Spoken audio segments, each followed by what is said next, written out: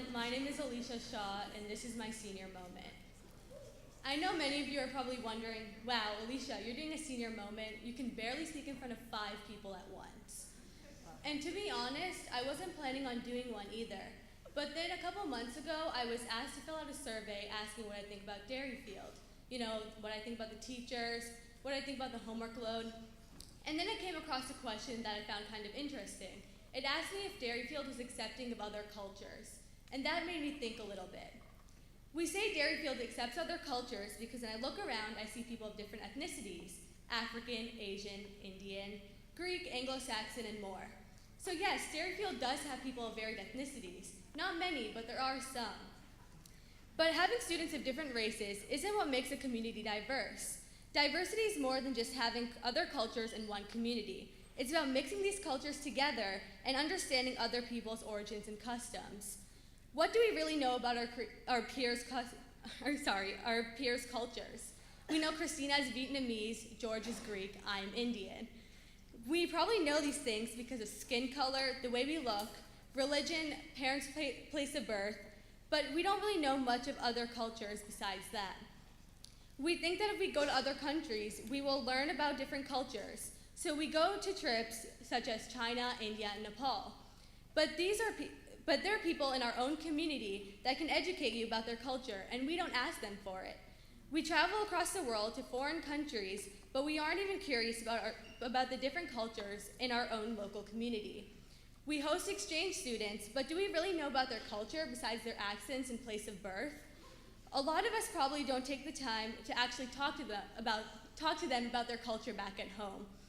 Instead, we ask them about what they think about America, what they like to do here, what their favorite American food is. We are only curious about their opinions of our culture.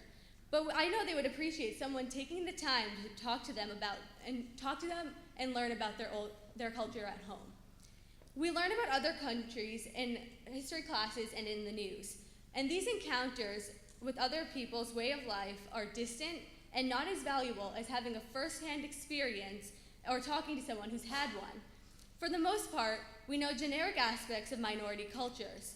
This superficial knowledge makes us think that we understand foreign traditions and lifestyles. And therefore, many of us don't take the chance to gain a more in-depth knowledge of the other cultures. And in my time at Derryfield, I've witnessed consequences of ignorance about minority cultures. As an example, I will talk about stereotypes I see made towards Indians, since I have had many experiences with this issue. When people see me, they can obviously tell I'm Indian, and if they can't tell by my appearance, they can tell because my parents have the slight Indian accent. But when my culture is brought up, people automatically start saying, "Oh, you're Indian, you must be Hindu, you must speak Indian. You don't drink milk or eat beef because you worship cows." Because that's all they know about India. These are common stereotypes, and we just follow them because that is what we assume. If you have ever spoken to me about my Indian heritage, you would discover that I'm not Hindu, nor do I speak this language of Indian. Quick side note, Indian is not a language. And yes, I don't eat beef, but I do drink milk. Sorry, I lost my spot.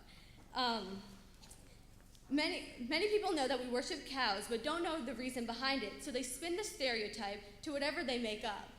I bet many of you didn't know the reason we worship cows is because they provide us with the milk and nutrients that we need.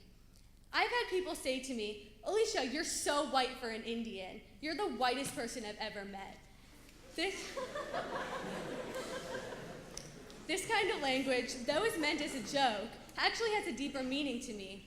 People of minority cultures have to adapt to the majority community, which in this state and in this school is white, because their surroundings won't adapt to them. I can't remember the last time I've been asked about Indian music or holidays when it wasn't a conversation with a close friend.